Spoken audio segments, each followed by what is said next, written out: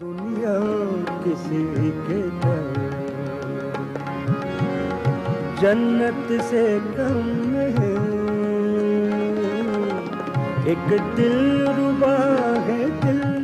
گلوکاری کے لحاظ سے برصغیر بہت ہی زرخیز زمین رہی ہے۔ اربوں لوگوں کی اس زمین میں بڑے بڑے نام پیدا ہوئے ہیں، ایک سے بڑھ کر ایک سریلی آواز نے پوری دنیا کے لوگوں کو محسوس کیا، مگر ان سب میں محض ایک ہی نام ایسا آیا ہے جسے شہنشاہ غزل کا خطاب دیا گیا، جس کے بارے میں لتا منگیشکر نے کہا کہ ان کے گلے میں بھگوان بولتا ہے، اور کسی نے کہا کہ وہ تو خدا کا معجزہ ہیں۔ وہ ایسا عظیم نام جسے مشرق سے مغرب اور شمال سے جنوب پوری دنیا میں سنا گیا، ان کے نام کے مجسمے نصب کیے گئے۔ کئی ملکوں کے وزیر اعظم اس درویش صفت کے احترام میں کھڑے ہو جاتے تھے۔ جی ہاں، میری مراد شہنشاہ غزل مہدی حسن خان صاحب سے ہے۔ سانسوں کو سروں میں پرونے کے ماہر مہدی حسن کو پاکستان کی سب سے بڑی سیلیبریٹی کہا جائے تو غلط نہ ہوگا۔ 25,000 گیت اور غزلیں گانے والے مہدی حسن کو گانا آج تک سب سے بڑا اعزاز سمجھا جاتا ہے۔ پاکستان کی کوئی ایسی بڑی فلم نہ تھی جو مہدی حسن کے بغیر مکمل ہو گئی ہو۔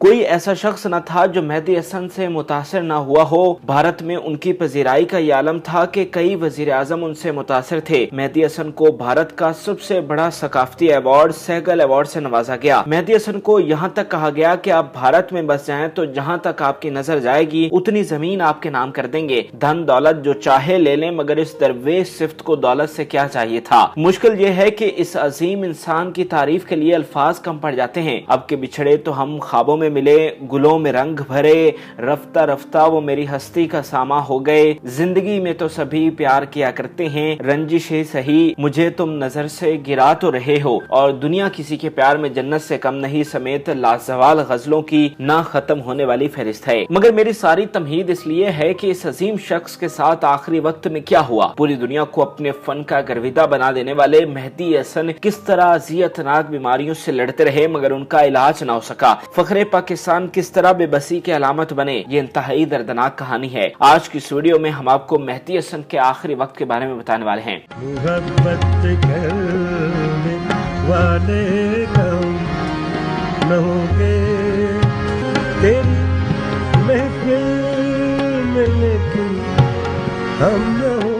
مہدی حسن نے اپنے کریئر میں بہت عروج دیکھا۔ وہ برصغیر کے سب سے بڑے غزل گائک تھے، انہیں پوری دنیا میں بلایا جاتا تھا، لیکن عمر بڑھنے کے ساتھ ساتھ کئی مسائل پیدا ہوئے۔ 80 کی دہائی کے آخر میں وہ سنگین بیماریوں کا شکار ہو گئے تھے، جس میں قابل ذکر پھیپھڑوں کی بیماری تھی، جس کی وجہ سے انہوں نے گلوکاری کم کر دی تھی، کیونکہ انہیں پرفارمنس کے دوران سانس چڑھ جاتا تھا اور ان کی حالت خراب ہو جاتی تھی۔ ان کی طبیعت کو مد نظر رکھتے ہوئے ڈاکٹرز نے انہیں آرام کا مشورہ دے رکھا تھا، مگر انہوں نے ڈاکٹرز کی ہدایت کو نظر انداز کیا، کیونکہ ان کے اندر کا فنکار کسی صورت چین سے بیٹھنے نہیں دیتا تھا۔ چنانچہ انہوں نے اپنی مصروفیات کو ختم کرنے کے بجائے کم کر دیا اور گلوکاری جاری رکھی، جس کی وجہ سے ان کا مرض بڑھتا چلا گیا، لیکن مہدی حسن کو اس کا ادراک نہ ہو سکا۔ لیکن پھر انہیں 1990 کے اختتام پر تمام تر گلوکاری کو ترک کرنا پڑا۔ کئی دہائیوں تک اپنی مسحور اور درد بھری آواز سے کانوں میں رس کھولنے والے مہدی حسن علالت کے باعث بستر کے ساتھ جا لگے۔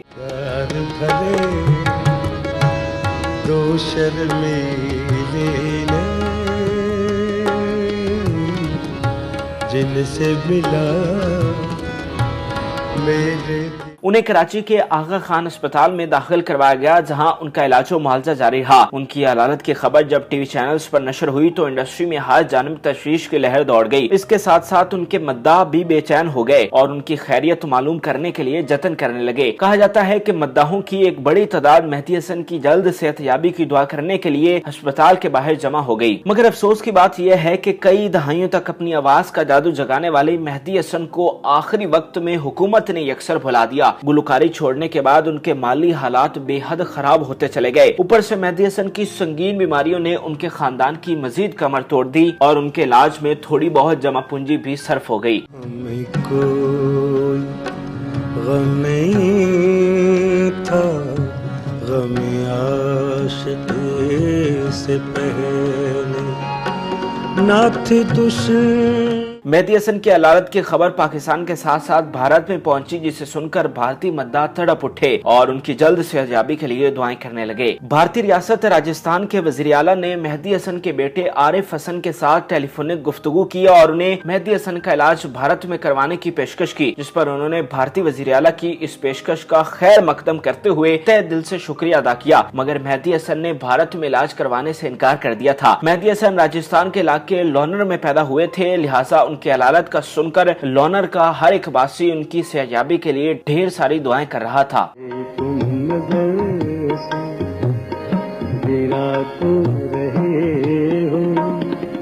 मुझे तुम कभी भी भुला ना सको। आगा खान में कुछ अरसा इलाज के मराहिल तय करने के बाद उन्हें घर मुंतकिल कर दिया गया, जहां उन्होंने जिंदगी की बकिया सांसें ली। शहनशाह गजल का खस्ता हाल पुराना घर उनके लकब के साथ बिल्कुल मुताबिकत नहीं रखता था। उनके घर में सबसे वाज़ेह नजर आने वाली चीज उनकी खराब माली हालत थी, जो उनके घर के दरो दीवार से टपकती थी। शहनशाह गजल का खिताब पाने वाले मेहदी हसन ने आखिरी अयाम अपने खस्ता हाल घर के दरो दीवार देखने में गुजारे। सबसे बड़ी सितम ज़रीफी ये है कि मेहदी हसन के इलाज के लिए चंदा इकट्ठा करने की खातिर उन्हें व्हील चेयर पर बिठाकर स्टेडियम के चक्कर लगवाए गए। मेहदी हसन के लिए ये किसी तौहीन से कम न था। एक ऐसा शख्स जो बरसगीर का सबसे बड़ा गजल गायक था, जिसके लिए मुल्क के सरबराहान खड़े हो जाया करते थे और जिसके लिए कहा गया कि उसके गले में भगवान बोलता है। मेहदी हसन ऐसे सलूक के हरगिज मुस्तहिक न थे। मेहदी हसन के सर पर एक वसी कुंबा था जो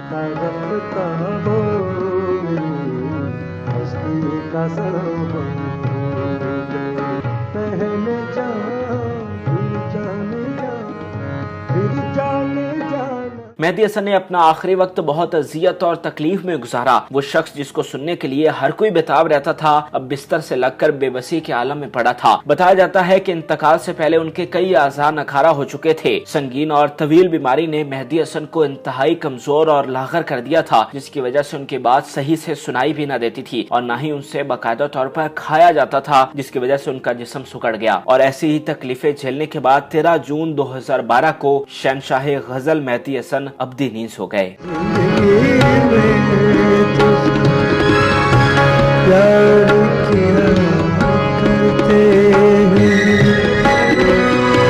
मैं तो मर कर मेहदी हसन के जनाजे पर काफी लोगों ने शिरकत की, लेकिन शोबिज इंडस्ट्री ने फिर से बेहिसी दिखाई और उस तरह से जनाजे में शरीक न हुई। मेहदी हसन को उनके करीबी अजीजो अकारिब, दोस्त अहबाब और मद्दाहों की मौजूदगी में कराची के मोहम्मद शाह कब्रिस्तान में सुपुर्द खाक किया गया। मेहदी हसन के कब्र के बारे में ऐलान किया गया कि वहाँ पर मजार तामीर किया जाएगा, मगर ऐसा न हो सका, बल्कि मेहदी हसन की कब्र की हालत देखकर बंदा इबरत हासिल करे। कई सालों से उसकी कोई मुरम्मत न हुई। खास तौर पर जब इकरारुल हसन ने अपने प्रोग्राम में उनकी कब्र दिखाई तो ये बेहिसी ज्यादा खुलकर सामने आई और बताया जाता है कि उसके बाद मेहदी हसन की कब्र पर मजार बनाने के लिए काम शुरू हुआ, लेकिन अभी तक कोई मुस्बत पेशरफ्त नहीं हो सकी। हमारी दुआ है कि अल्लाह ताला मेहदी हसन को जन्नतुल फिरदौस में आला मुकाम अता करें। नाज़रीन, उम्मीद करते हैं कि आपको हमारी मालूमाती वीडियो पसंद आई होगी। मजीद अच्छी वीडियोस के लिए हमारे चैनल को जरूर सब्सक्राइब कीजिएगा और बेल आइकन को जरूर प्रेस कीजिएगा ताकि हर नई आने वाली वीडियो आप आसानी देख सके। और इस वीडियो से मुताल्लिक भी कमेंट में अपनी राय से जरूर आगाह कीजिएगा।